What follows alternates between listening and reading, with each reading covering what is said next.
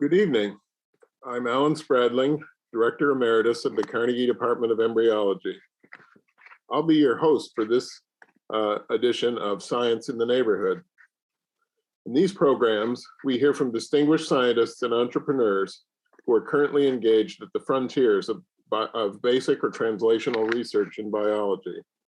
Their fields are some of the most exciting and rapidly advancing areas in all of science. This evening, we're fortunate to have as our speaker, Dr. Alexandria Forbes, the founding president and CEO of Mira GTX, a New York-based biotech company that was established in 2015. With great imagination and skills, Andy has guided the new company in developing novel therapeutic approaches, applying the technique of gene transfer to multiple diseases, some of which previously had no known treatment. In gene transfer therapies, a single carefully chosen gene is introduced into a limited number of the patient's cells, where its activity allows the cells to overcome the disease process. Zandy's career path is as interesting as her cutting-edge scientific accomplishments. She was educated in molecular biology and genetics at Cambridge and Oxford universities in England. There, she studied the fruit fly Drosophila to elucidate a basic process that body cells use to communicate with each other called hedgehog signaling. The hedgehog pathway had previously been studied mostly in embryos. Zandy decided my laboratory here at Carnegie would be the best place to learn how hedgehog acts in adult tissues. So in the mid-90s, she arranged to work as a visiting scientist in my lab. Almost immediately, we discovered that hedgehog is critically important in stimulating the growth and development of ovarian epithelial cells, including epithelial stem cells. She ended up staying at Carnegie for 2 years and then continued very productive basic research on cellular growth and gene regulation at Duke University and New York University. By this time, Zandy had amassed scientific accomplishments that would have easily led her to an academic appointment at a leading university. However, there were always features of Zandy's personality and approach to life that set her a little apart from other highly talented scientific peers. She enthusiastically pursued broad interests beyond science, in the arts, humanities, and in business. She cultivated such a wide circle of friends that phone calls coming into the lab were usually for Zandy.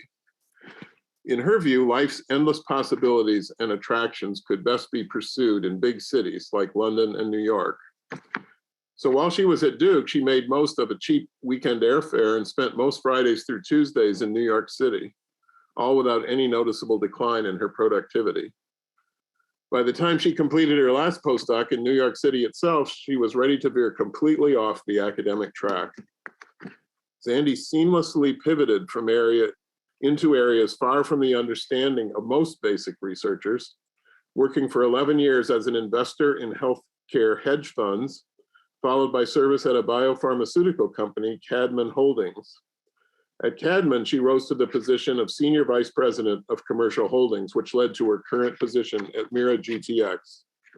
It gives me special pleasure to introduce Zandy Forbes, who will tell us about the exciting science of therapeutic gene transfer and might share with the many interested current trainees listening to this program some of her secrets for success in science-based investment and entrepreneurship. And please, if you wish to ask questions, you can put them into the chat and we'll get to them after this talk. Zandy? Alan, thank you. That was such a nice introduction.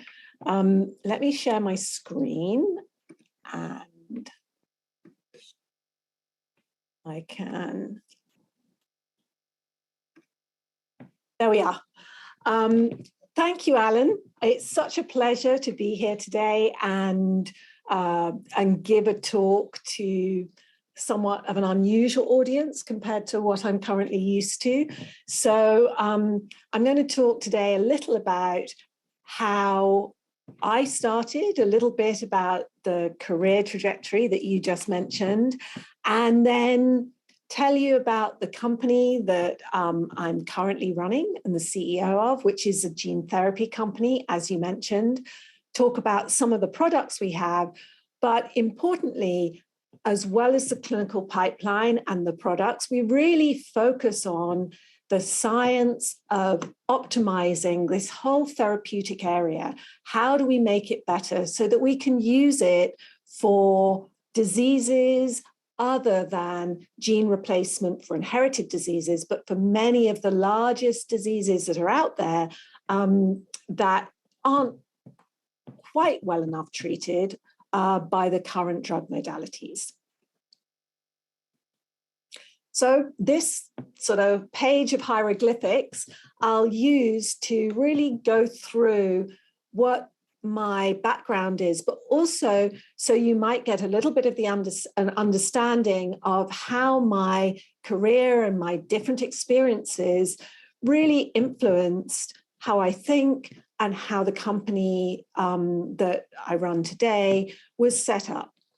So on the top, you will see that's my academic career.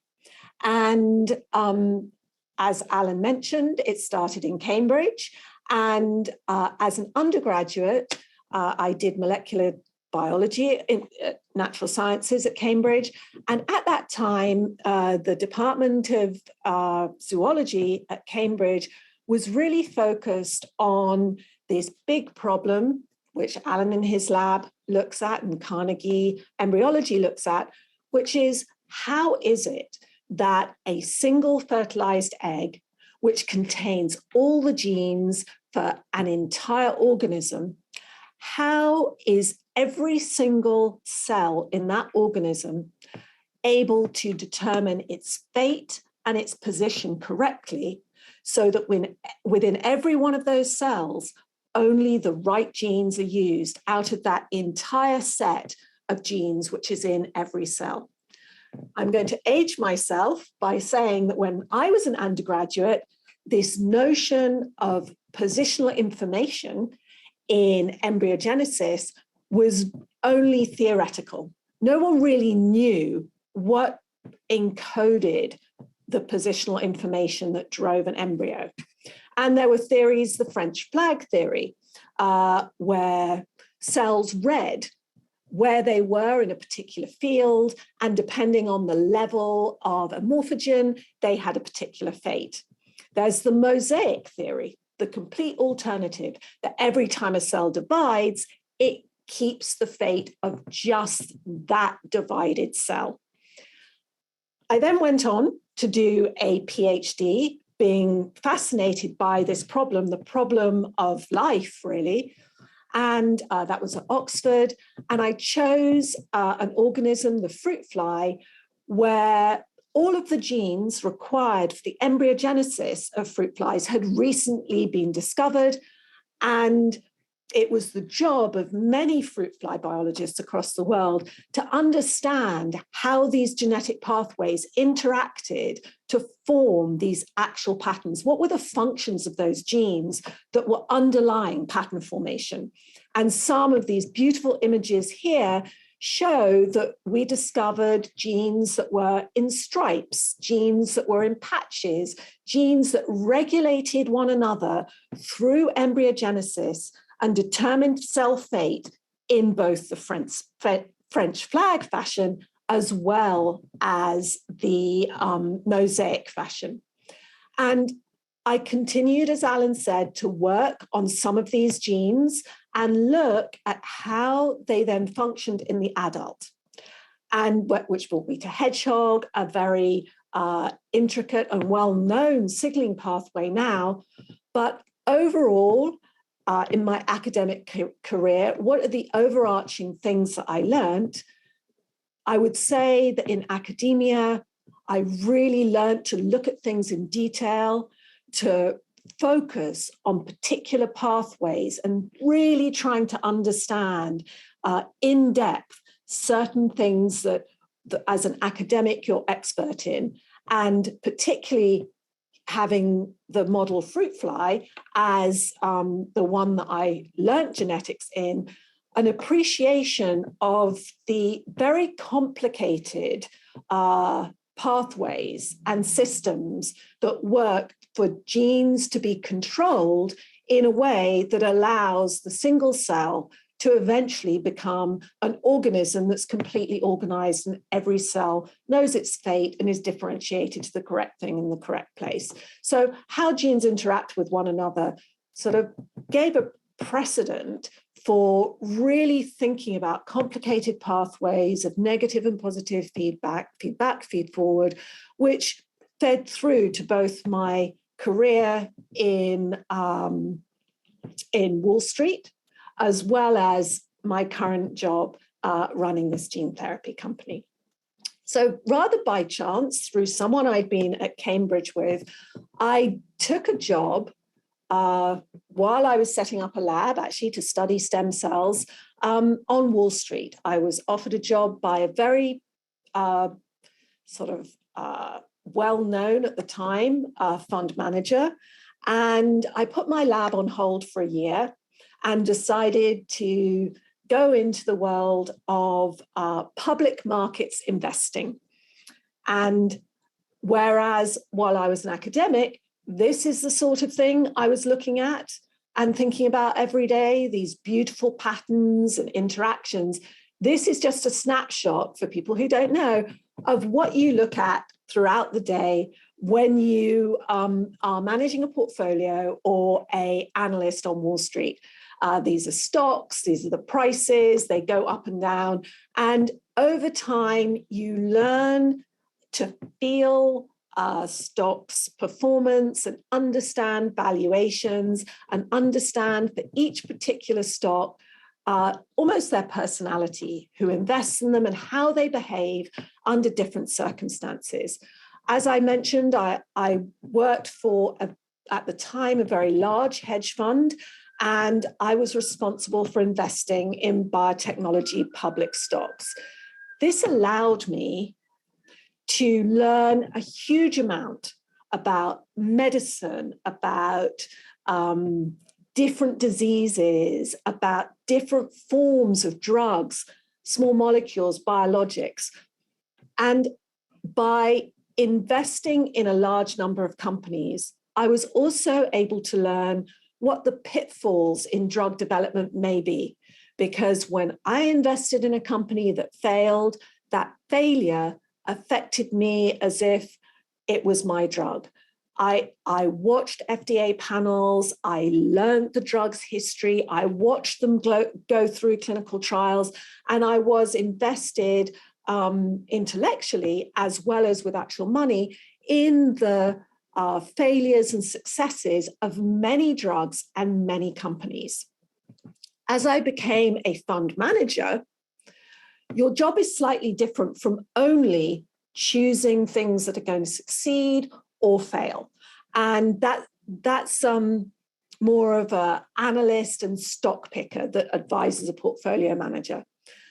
But when you become a portfolio manager, you have to really build a portfolio, which I saw as a sort of three-dimensional sculpture of risk and opportunity, changing on a moment-to-moment basis through time.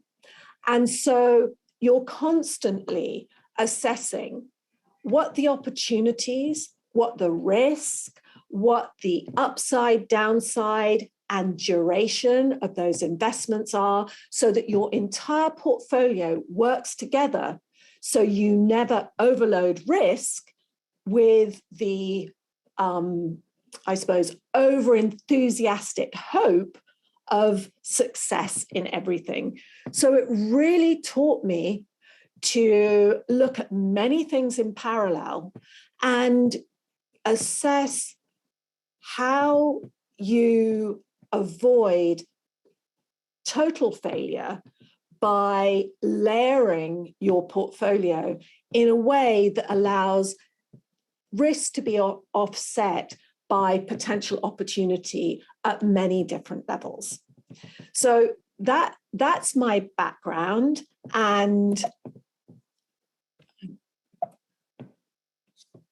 I can't forward. There we go. It's now moving. That's my background, and I as a consequence of being on the board of a company, I was able to set up with a number of founders this gene therapy company called Mira. And the company was set up in 2015. And at that time, there was a certain amount of investment available for gene therapy, this new therapeutic modality.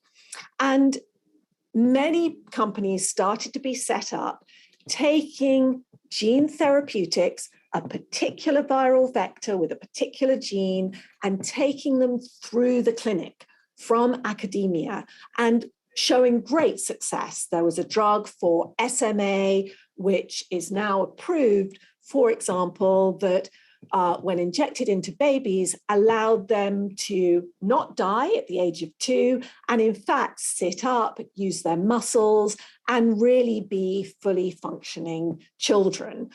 So there's a huge promise in gene therapy for replacing genes in inherited diseases. However, when we set up Mira, our aim wasn't only to use this gene therapy to replace genes. It's an intuitively good use of gene therapy, but we aim to optimize this area of genetic medicine in order to be able to really treat and effectively and potentially more cheaply treat a broad range of serious disorders, not only serious disorders in which the genetic cause was known. So what was the structure of the company?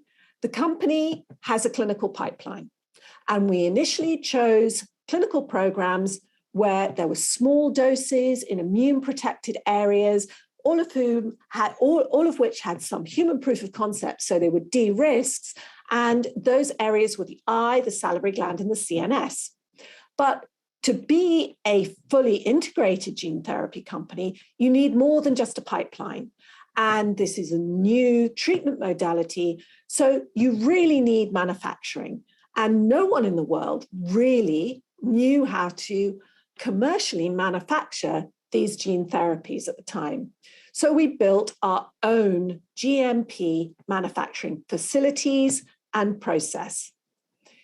In order to have a future-looking pipeline where you're making the most potent and safe viral vectors, you need to be able to optimize those viral vectors.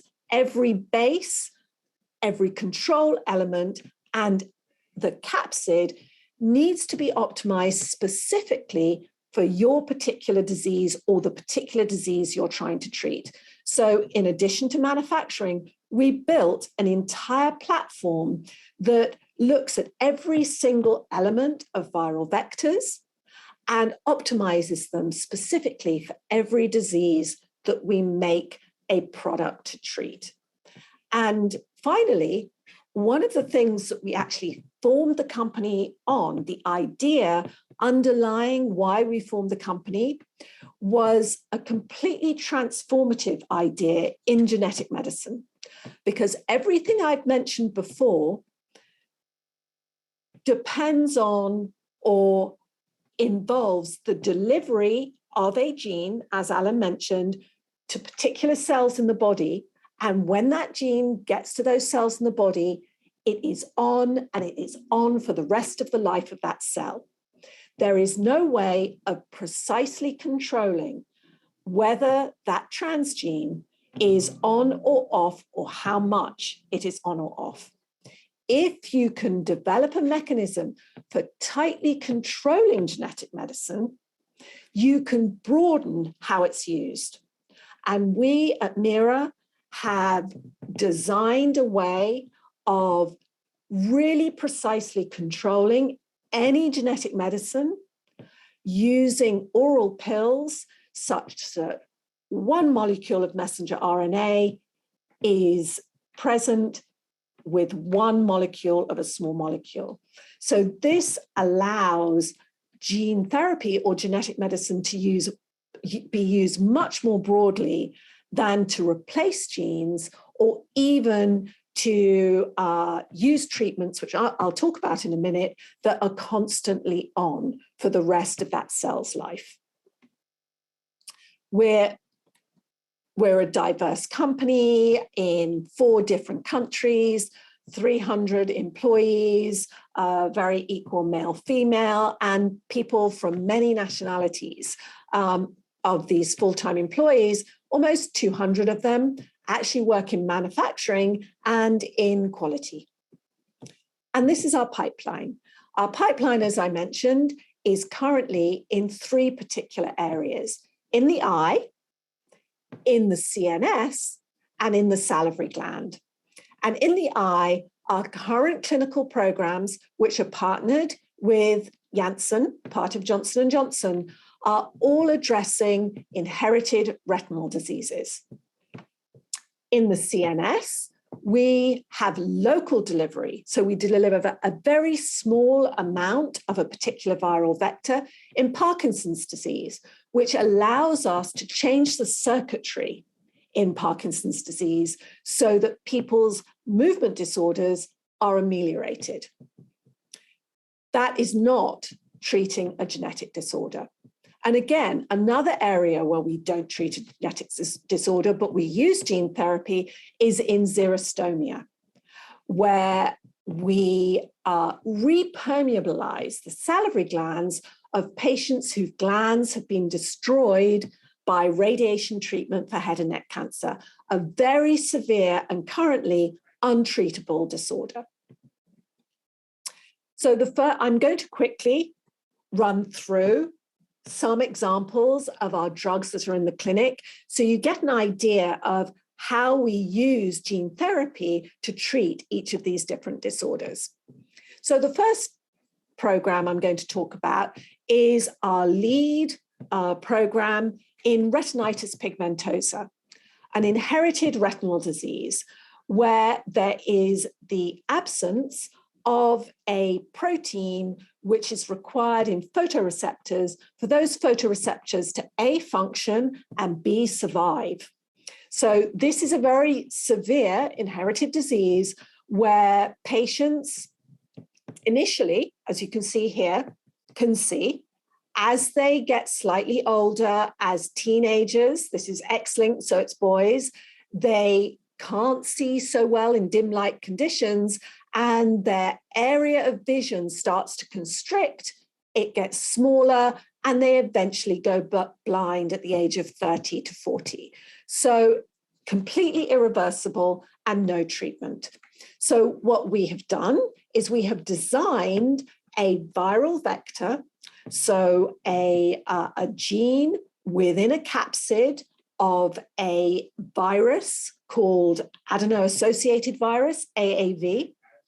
And the gene is, the virus is gutted. The ITRs of the virus are here. In AAV2 is a standard, the standard ITRs that you use. And we put into that viral genome, we take out the viral genome and we put a replacement form of the gene that is missing in these patients. We use a capsid called AAV5, and this gene is manufactured at Mira, it's manufactured inside its capsid, and it is injected under the retina in these patients who have the inherited retinal disease. This viral vector was developed using 2 model systems. One is the mouse, where the gene is deleted and it causes blindness, as it does in humans, and that's shown at the top. This is a normal mouse, and the green, these are its rods and cones, and the green is this protein, RPGR, which is, oh my goodness, which is missing here in the blind mouse. And these are examples of different constructs that we made to replace that gene, inject that gene in the virus under the retina in the mouse. And you can see that in both these cases, this green protein, RPGR, appears in the right place in those photoreceptors. It has to be right at the tip of the photoreceptor. Here it is. This is the best construct. This is the one that is actually now in humans. And you can see that you replace the gene, there's nothing there, and you get these fully functional photoreceptors with the protein in the right place. in addition to doing a mouse model, what we do at Mira is we use human stem cells that we grow in a dish, and they grow into retina in a 9-month period of time. So we actually also test our viral vectors in human organoid retinas to make sure they don't only work in mice, but to the best we can understand, they actually work in a human retina. And here, this is a retina that's grown in a dish from a patient who has RPGR and has gone blind. This is a normal retina. This is polyglutamylation of tubulin. It's a marker of RPGR function. And this is a retina from the patient that actually is blind because they lack the RPGR gene. When we apply our viral vector, you can see this pink actually is RPGR, and it's right in the right place, like it is in mouse, in this retina in a dish. And you start to see the functional aspect of those photoreceptors, human photoreceptors, regaining this marker of functionality. So this was the preclinical data that led us to take this product into clinical trials. We have done a phase 1, an early stage study with our partners, Johnson & Johnson. And in the dose escalation phase of that study, we were able to show that by injecting that gene under the retina in these young men, this is only 6 patients in an early study, we were able to see that when you inject one eye of these men and you compare it to the uninjected eye, you can see that the retinal sensitivity, so the function of the retina, improves when, just like the mouse, when you deliver this gene to those retinal cells which are lacking the gene. In the untreated eye, you see a continued degeneration of function. And as a consequence, eventually those patients, if they weren't treated, would go blind. In addition, importantly, in addition to just looking at retinal function, you want to understand that this change in retinal function is actually having an impact on those patients' ability to see and function. And so what we do is we have a maze, and these men are treated, they go through or before they're treated, they go through the maze, and it's very hard for them to navigate a maze because they can't see in dim light conditions. So you can measure how quickly they go through a maze. And what we were able to show is that when we treated these men, the speed at which they went through the maze improved. They were better at navigating in dim light conditions. And when the eyes weren't treated, they stayed the same. This was particularly clear when you were looking at very low light conditions, 1 lux versus 4 lux. They can see equally well at 16 lux. And so we've got some evidence, not only from mouse or organoids, but from actual patients treated, that when we deliver this gene to patients who lack that gene, their retina improves and they start to be able to see in dim conditions. And we have reports from our patients that I won't read now, but very movingly, they explain how being able to see in dim light, being able to navigate, really changes their life. They won't go blind anymore. And this is hugely life-changing. So this is an example of being able to replace a gene that's missing and potentially have a benefit, at least in the patients that we've looked at so far, that is really meaningful for those patients. And this gene therapy is currently in a phase 3 study where both eyes are being treated with our partner Johnson & Johnson, that is ongoing and enrolling now. The next indication I'm going to talk about, disease I'm going to talk about, is completely different. This doesn't involve replacing a missing gene, but it's more like tissue engineering. It is an extremely severe condition that is the consequence of being cured of head and neck cancer by radiation. And when you're treated with radiation, your salivary glands are very, very sensitive. And everyone treated with radiation for head and neck cancer loses the ability to produce saliva. However, about 40% of those patients never produce normal saliva again. So we've used this gene therapy technology to repermeabilize those patients' salivary glands and allow water to flow through those glands. How do we do that? Again, we take a viral capsid, and into that capsid, we put a gene. This time, the gene is a non-polarized water channel called aquaporin-1, found in red blood cells, kidneys, all over the body, but not in the salivary gland. When radiation hits the salivary gland, it knocks out the water-conducting cells and damages them.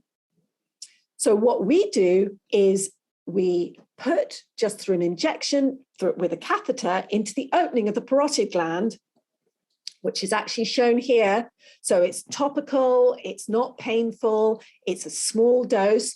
We put this viral vector with aquaporin-1 into the duct of the remaining glands in these patients. And what happens is the virus inserts aquaporin-1 into those duct cells, and they become permeable to water. And water flows down the concentration gradient into the duct and out into the mouth. We've conducted and completed a phase 1 study. And again, we're seeing promising results where some patients who have had severe xerostomia for 5 or more years, in one of our patients actually had complete resolution and was able to sleep and eat and talk as if they didn't have xerostomia. It's a really life-changing disease, xerostomia, and this product will be going into a phase 2 study to look at the real efficacy in this patient population later this year. The data so far, which we released last year, is really promising. And for Parkinson's disease, again, completely different. And again, we're not using gene therapy to just replace the missing gene. Here, what we're doing is we look at the circuitry involved in causing Parkinson's disease motor symptoms. It turns out that in Parkinson's disease, when you lose dopamine, you mess up the circuitry of the basal ganglia. And the basal ganglia control motor symptom movement via control of the thalamus. One of the areas in the basal ganglia which goes wrong in Parkinson's disease is a very small area called the subthalamic nucleus, which in the absence of dopamine becomes hyperactive with excessive glutamatergic firing. And this results in the motor symptoms that is a characteristic of Parkinson's disease. So how do we address that? It's well known that GABA, the inhibitory neurotransmitter in the brain, if active in the subthalamic nucleus or deep brain stimulation in the subthalamic nucleus, will ameliorate motor symptoms. So what we do is, again, we put into a viral vector the gene for the enzyme that makes GABA out of glutamate. And that gene is injected in a very small dose, very, very specifically, directly into the subthalamic nucleus. There's our surgeon, Mike Caplet. This is a cartoon of what happens. So when that gene goes into the subthalamic nucleus, which is hyperactive in Parkinson's disease, it quietens down the subthalamic nucleus and motor symptoms are ameliorated. And in this indication, we have a sham-controlled phase 2 study where we showed UPDRS is a standard measure of motor symptoms. Here is the sham. So these patients had a little disc stuck in their skull. They had a sham treatment. And you can see there's a significant decline in this motor symptom score with our treatment, which went out to 12 months. And that's in comparison to a sham, which is a very high bar, because Parkinson's, actually, there's a big placebo component. In addition, we showed that dyskinesia, which is a consequence of too much dopamine, as well as a symptom of Parkinson's disease, actually improves when we treat with GAD. And really importantly, we did FDG PET on every single patient.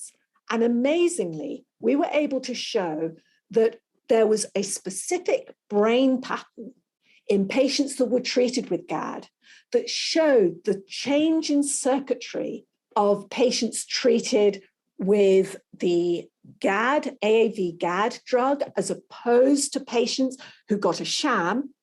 And that was tightly associated with these improvements in symptoms.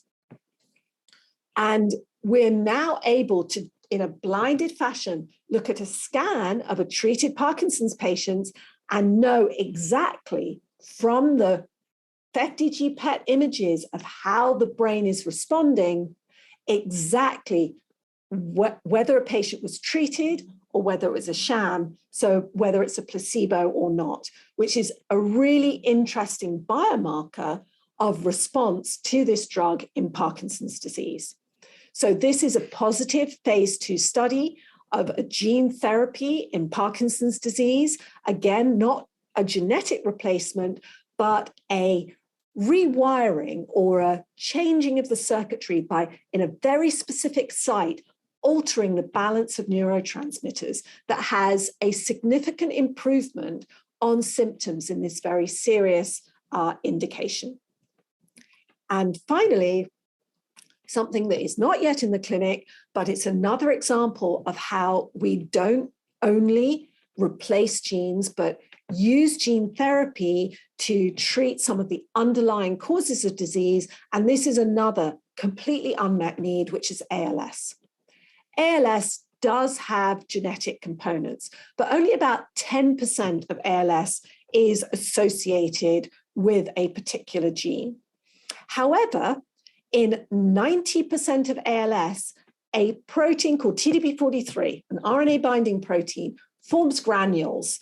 And those are toxic granules which seem to underlie the pathology of ALS. 90% of all ALS motor neurons, whatever that ALS is caused by, whether inherited or the remaining ALS, which is just idiopathic, have granules of TDP43. You can make yeast have TDP43 granules, and it's toxic to yeast.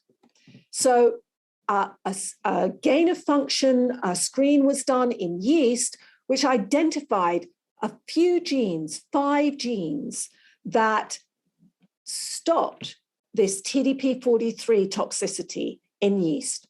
We took those genes and the human homologue. These genes were associated with RNA regulation. UPF1 is the master regulator of nonsense-mediated decay, and we put those into a gene therapy.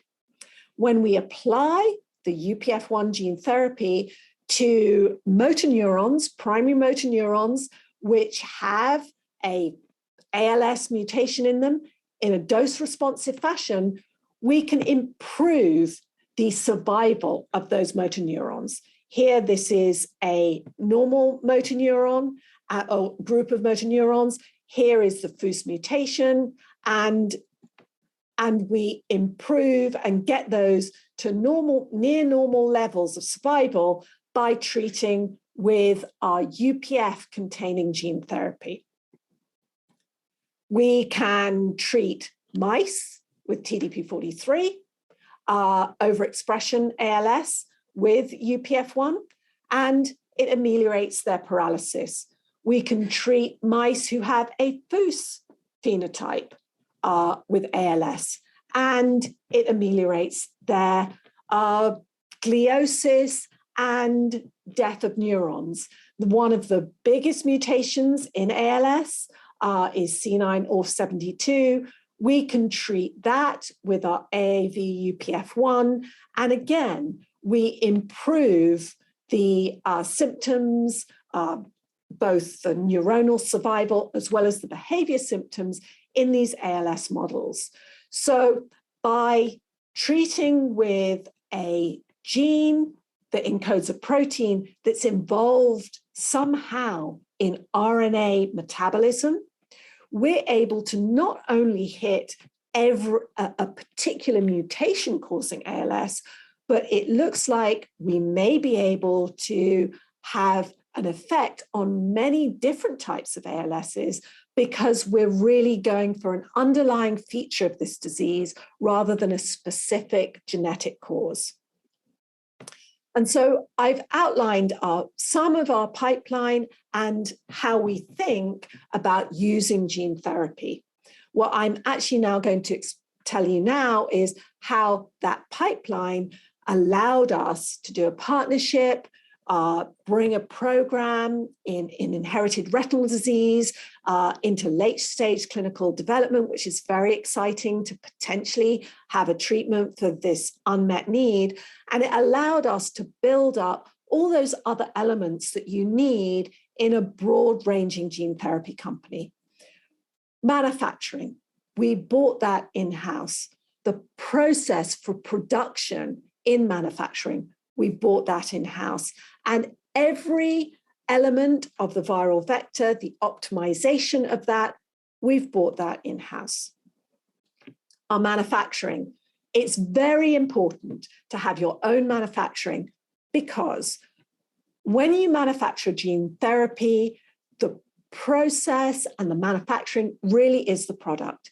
And you need to be able to manufacture for your clinical supply as well as commercialization for regulatory reasons. So we built our first facility in London to supply viral vectors, and we consequently have grown and had a second facility in Ireland.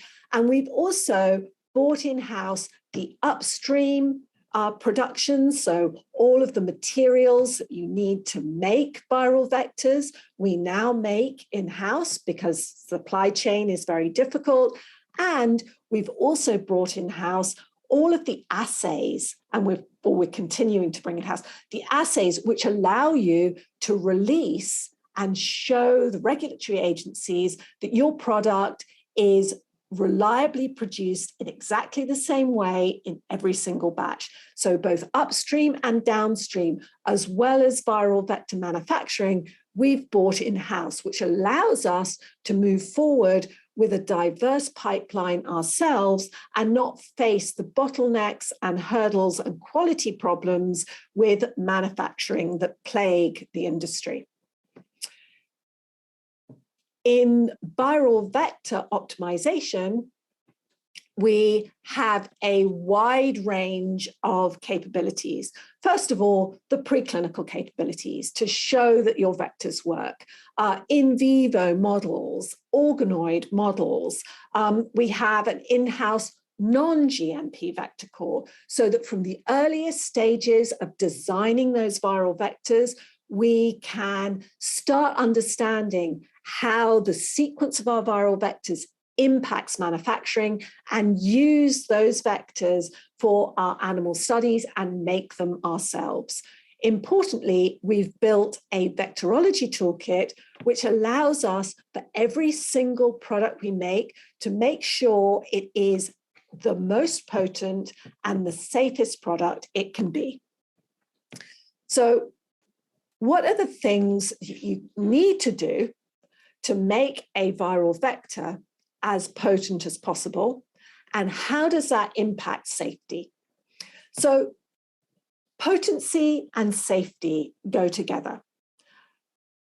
If you have a drug that is not potent enough, you need a lot of it to have its effect.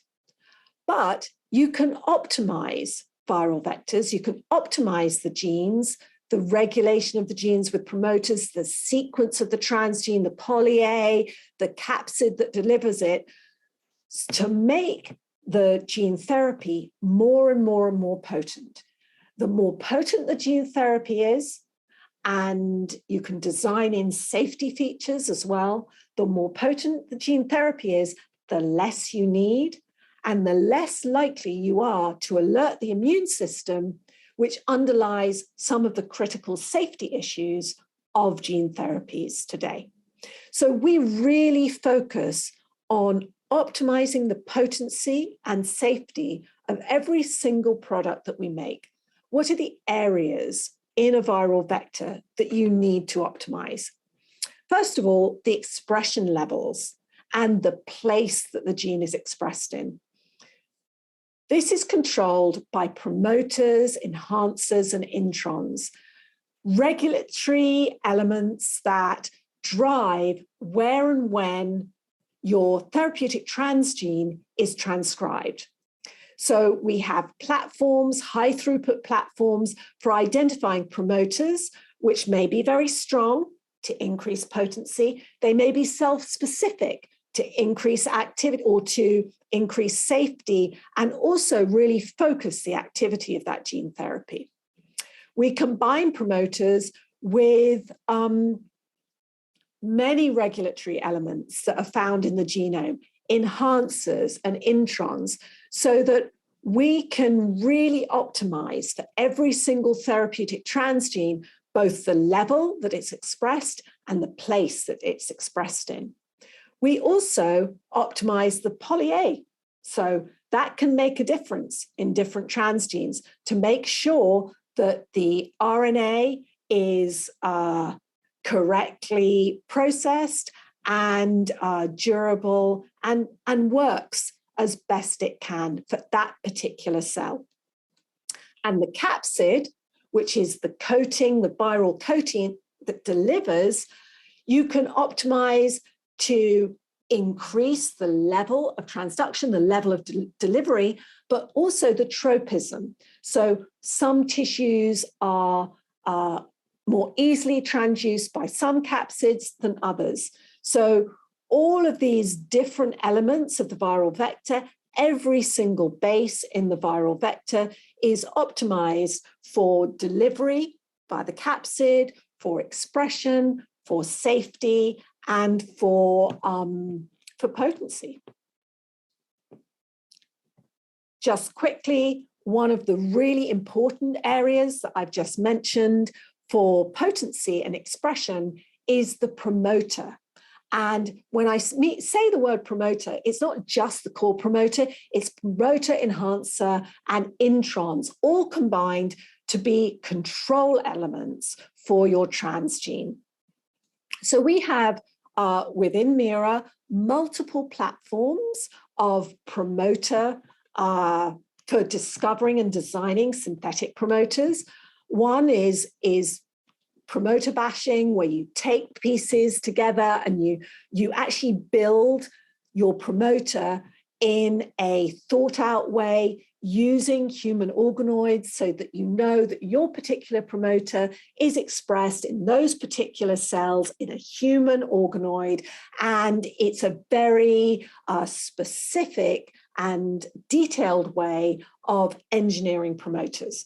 However, we've also done high throughput screening of the genome, random genomic elements, as well as promoters and enhancers throughout the genome to get libraries of small-sized promoters, strong promoters, cell-specific promoters, combination of promoters, so that in every single gene that we use, we can really take a promoter that expresses at the right level at the right time. Here's some of the things we do. For example, taking core promoters, which is here, this is one of the things, one of the vectors that we use to identify new promoter elements. We take a core promoter and we screen with enhancer elements from big libraries that come out of analysis of all genomic sequences, like ENCODE is one and PHANTOM is another. We put combinations of them here. There's one marker here, a strong promoter, and another marker here. And we look for promoter enhancer combinations that increase expression of one marker over another. And this gives us libraries of strong promoters. We can take transcription factor motifs from particular tissues and mix and match them and do high throughput screening for high expression level in particular tissues to give you tissue specific promoters. And another thing we've done is we took the entire genome and cut it into pieces of 300 bases, put 300 and 600 together in front of a barcode, and look for elements that drive general promoter expression. And in this way, gain elements that you can put together in synthetic regulatory elements. In addition to all of those screening methods, we have our AI group that looks at in silico cloning. And amazingly enough, to me at least, we can now clone in silico and, for example, look at the distance between an enhancer and promoter and predict what's going to be the best one. This is an example of in silico. We then take it into cells, and what we see in our in silico cloning is recapitulated when you put it into cells. Likewise, we can evolve promoters with many mutations. And amazingly enough, we can start with a baseline promoter down here. This is what we got from screening, slightly improved. When we did AI, mutation and cloning, we got further improved promoter strength. And we can do this for individual point mutations. So we can high throughput screen the entire genome. And now what's really extraordinary is we can further optimize our regulatory elements using AI to get very specific and strong expression using these regulatory elements. And as a consequence of that, we have libraries of synthetic and novel promoters that we can use as we design and develop new gene therapies for new tissues and new genes.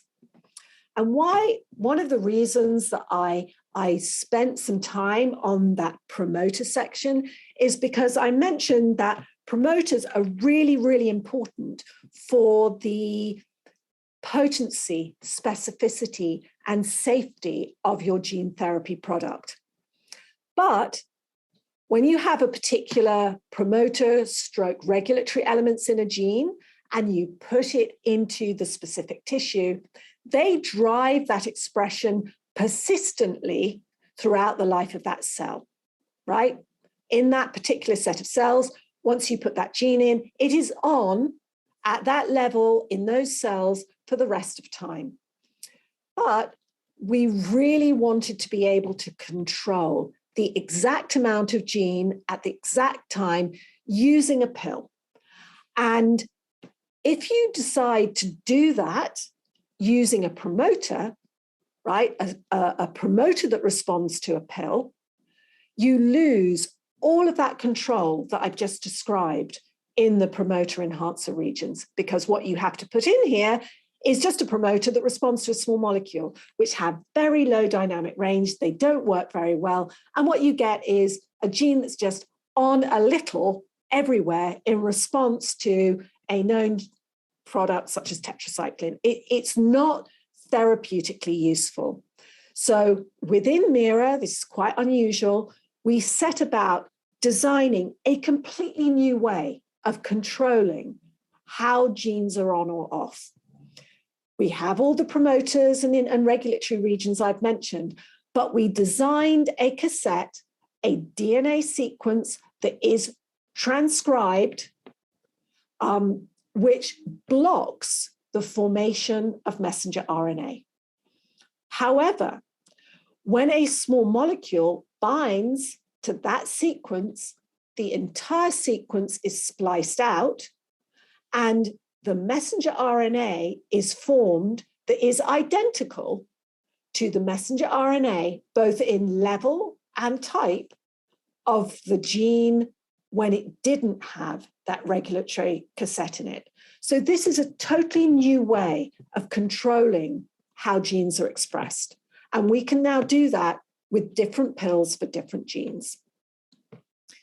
Very quickly, for the scientists out there, RNA biologists, we designed a synthetic riboswitch, and this is the cassette that we put in, an intron exon intron sequence, whereby when there's no small molecule, an alternative exon is spliced into the message. It's got a stop codon, and that drives degradation of that RNA, so message is never formed. There's no protein or pieces of protein. If we add a small molecule, we've created this hairpin here. The small molecule stabilizes the hairpin, blocks inclusion of that alternative exon via the splicing in. In fact, the whole cassette is spliced out. You get your completely normal message and protein is expressed. We have this, so it works in vivo. This is a mouse example. Just look here. We can make any gene express in a dose-responsive fashion to pills or oral drugs in mouse at any level we want. So just look at this graph, because I'm slightly running out of time. This graph here, this is the unregulated gene therapy expressing via its optimized promoter at this level. This is a loose switch, and this shows you a dose response, 10, 30, 100, and 300 mg per kg, individual doses. When you give a 10 dose, you get this regardless of the tightness of the switch, and it increases in dose response with the dose of the small molecule. This is a marker luciferase, and this is injected into the tail vein of a mouse, so this is coming in the liver. We can do exactly the same with epogen. And here you see, this is viral vector dose. Here you see at 1 viral vector dose, no low dose, medium dose, high dose of your small molecule driving epogen expression in this mouse. Here is that same graph when we treat an anemic mouse with this gene, which is expressing epogen, and you give it the small molecule. Not only do you see epogen expressed in a dose-responsive fashion, you see anemia improving in a dose-responsive fashion to this small molecule. So this is anemic mouse, that's the control. This is a low dose, a medium dose. We have also gone to high dose, and this is a normal mouse. So you see a dose-response improvement in hematocrit. We can regulate any antibody. These are antibodies being expressed in dose-responsive levels, and we have regulated antibodies to cancer. This is a PD-1 antibody, an immuno-oncology antibody, Herceptin antibody, many antibodies we can regulate. We can regulate gene editing, and this is an example of 3 different constructs that switch off RNA through a PCSK9 guide, and this is Cas-Rx, the nuclease that destroys RNA. Again, in a completely dose-responsive fashion. And for gut peptides, we're now able to make gene therapies with 3 different peptides or more.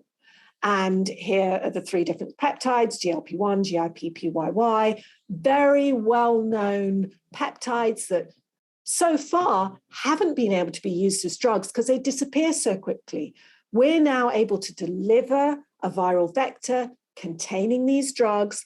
And when we treat a mouse with this viral vector that has a combination of these gut peptides, what we're able to do is really precisely control glucose once you've given a dose of glucose. It's glucose tolerance tests, exactly what you want to do in a diabetic mouse. So here is a mouse with the construct without the small molecule. Here is a mouse that doesn't have any construct. You can see you give the mouse glucose, it takes a long time for the glucose to go down.